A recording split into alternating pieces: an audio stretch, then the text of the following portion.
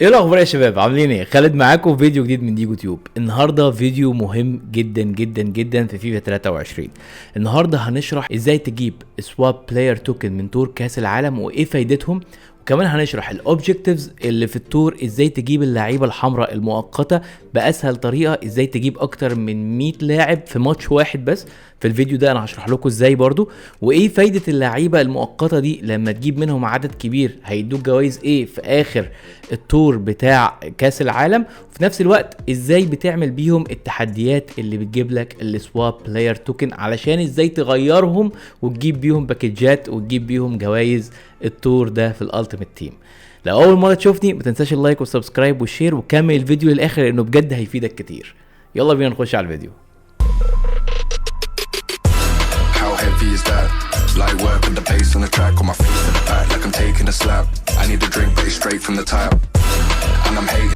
يلا نقول بسم الله ونخش على الفيديو. واول حاجة هنخش عليها هي الاوبجكتيفز، ونشرح ازاي بنقدر نجيب اللعيبة المؤقتة اللي هم عليهم الساعة اللي انا وريتها لكم قبل كده، اللي هم بنقدر نعمل بيهم المهمات. تمام، تعالوا بس الاول نخش على الاوبجكتيفز مع بعضينا كده. اول حاجة في الميلستونز، في عندك الاوبجكتيفز اللي بتجيب لك اللعيبة دي، عندك 4 في الويك الاول، 4 اوبجكتيفز نزلوا عندك اهم في الويك الاولاني. الاربع اوبجكتيفز دول كل واحد فيهم جواه كام دولة كده، كل دولة في دول علشان تديك الباك بتاعتها اللي فيها البلايرز الخاصين بالدولة دي، لازم تجيب بلاعب من الدولة دي هدف في اي مباراة من السكواد باتلز او رايفلز او اي مباراة. تمام، فانت عشان تجيبهم بسرعة جدا، يعني انا 16 باك دول او 16 مهمه اللي انا خلصتهم قدامكم دول، خلصتهم كلهم في ماتش واحد بس. ازاي تخلصهم كلهم في ماتش واحد بس؟ انا هقول لك ازاي.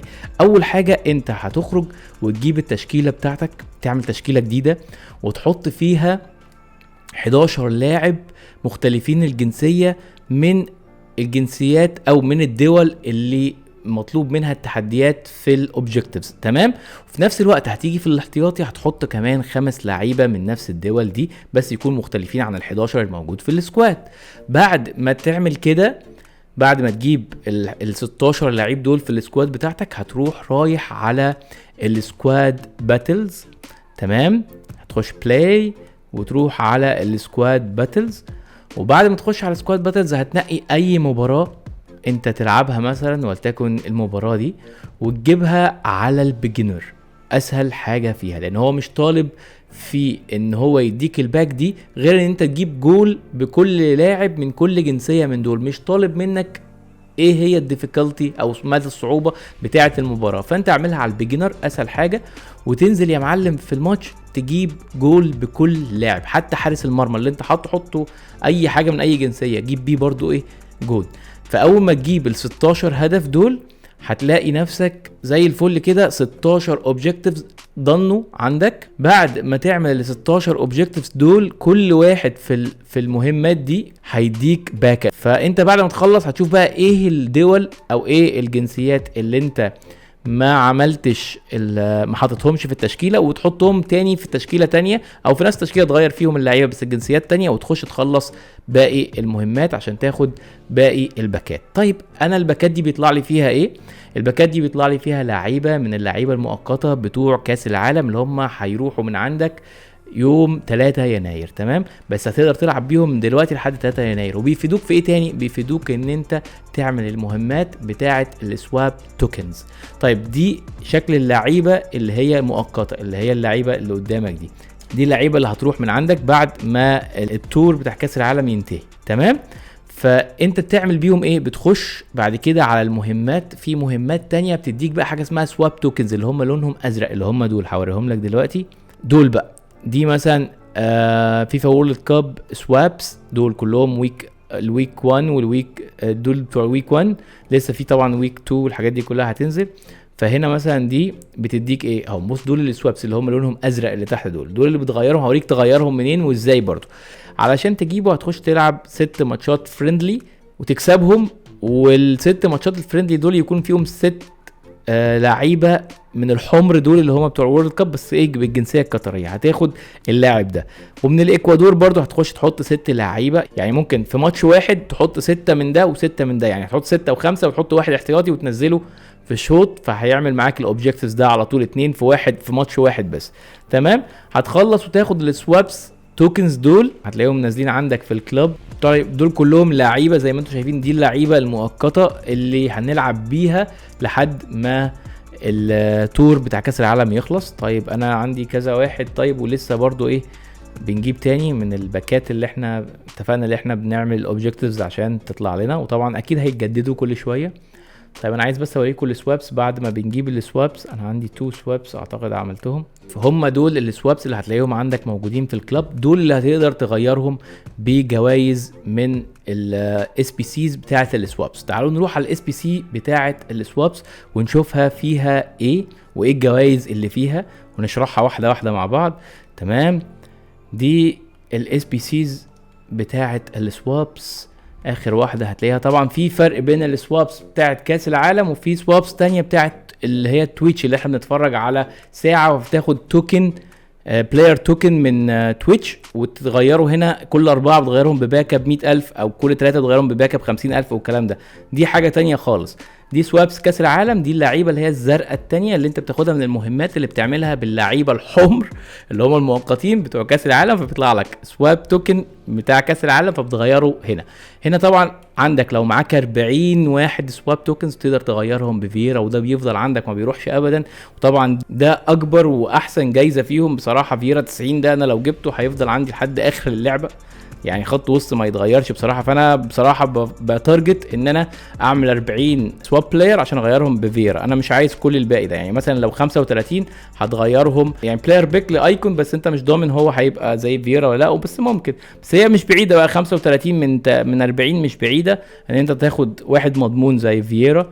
طيب وعندك كافو برضو، يعني ار بي ما لهوش حل.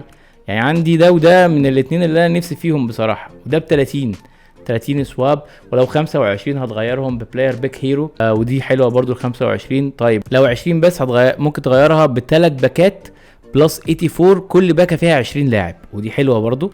وهنا لو 20 برضو ممكن تاخد واحد من لاعيبه الحدث اللي هو باث تو جلوري اللي هو طريق الى المجد، بلاير بيك، هتاخد بلاير بيك فيها لاعب واحد من 5 تختارهم من الباث تو جلوري.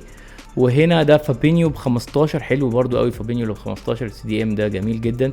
وده من الكروت اللي هي نازله اللي هي باث تو جلوري برضو اللي هي طريق المجد، الكروت دي بتتطور. ده بالنسبه لفابينيو، احنا شفنا فابينيو كده ايه ب 15 توكن، ولو 15 توكن برضو ممكن تاخد كومن 89 حلو جدا which is حاجه كويسه جدا.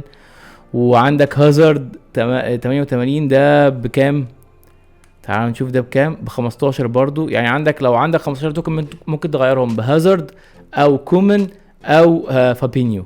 طيب دي كويسه. وهنا طبعا انت هتاخد لو دول كام 10 سواب توكنز بس، هتاخد واحده بلس 84 باكه واحده بلس 84 فيها 20 لاعب، ودي كويسه برضو مش وحشه. عندك موراتا وعندك ده وده، كل دول ب8 بس كويسين برضو. كل دي 8 و6 تنزل شويه، هتاخد دول ب6. طبعا الطاقات بتاعتهم كلها جامده، وكل اللعيبه دي بتزيد طاقتها لو الفرق بتاعتهم كسبت في كاس العالم. انا انا شايفها حاجه فرصه جامده جدا. الناس كلها لازم تخش تعمل الاوبجكتيفز دي كلها وتبتدي تجيب لعيبه من دي. اللعيبه دي ببلاش تعتبر، انت بس يا دوب بتعمل شويه اوبجكتيفز وتاخد بيها ايه لعيبه حلوه من اللعيبه دي. دي السوابس اس بي سيز اللي نزلت كلها زي ما انت شايف دي كلها. طيب في حاجه تانية برضو بتفيدنا من اللعيبه الحمر اللي عليهم ساعه اللي احنا اتكلمنا عليهم. كل ما بتجمع منهم اكتر كل ما بتكسب حاجات في اخر السيزون او اخر التور بتاع كاس العالم، حاجات اكتر. تعالوا اوريها لكم ازاي. في اخر حاجه عندك كده هتلاقي فيه ايكون كده تحت لكاس العالم، في داش كده لكاس العالم، فهتخش عليها هتطلع لك الفيفا وورلد كاب بالطريقه دي، وبيقول لك اندس ان هيخلص بعد 53 يوم وساعه. تمام. ايه موضوع الحته دي يا معلم؟ كل ما انت بتعمل اوبجكتيفز وبتجمع لعيبه من الحمر اللي هم عليهم ساعه زي اللي انت شايفها كده اللي هي مكتوب عليها 30 اهي دي، كل ما بتجمع عدد لعيبه من دي بتتاهل لليفل. هم 10 ليفلات بتتاهل للليفل، كل ليفل من دول ليه جوائز معينه. يعني ليفل 1 مثلا انا اوريدي اتشيفد الليفل 1 بتاخد باكه فيها 8 لعيبه من 80 ل 84. تمام.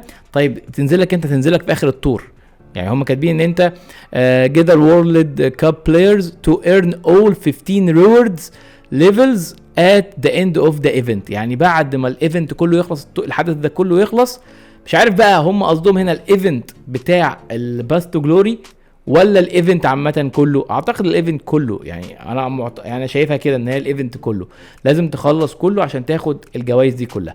اول واحد 6 لعيبه من الحمر تاخد ليفل 1، 25 لاعب من الحمر هتبقى في ليفل 2، انا اوريدي في ليفل 2. ليفل 3 لازم عشان تجيبه يبقى عندك 50 لاعب من الحمر، انا عندي 25، متبقي عندي 25 عشان ابقى ليفل 3. هتبتدي تنزل والجوائز بتاعتهم بتبتدي ايه، تزيد. يعني هنا مثلا بص الجائزه بتاعت ليفل 4 مثلا فيها 5 لعيبه كلهم بلس 80 وفيها 2000 كوين، تمام. دي مثلا ليفل 5 فيها بلاير بيك 1 من 4 لعيبه كلهم بلس 83، تمام. كل ده كل ليفل، كل مثلا ليفل 6 عايز 200 لعيب من اللي هم الحمر اللي عليهم ساعه دول، عايز 200 لاعب علشان خاطر تبقى ليفل 6، لحد ما توصل للاخر خالص عايز يبقى معاك 750 لاعب من الحمر علشان توصل لليفل 10 وتاخد كل الجوائز دي كلها.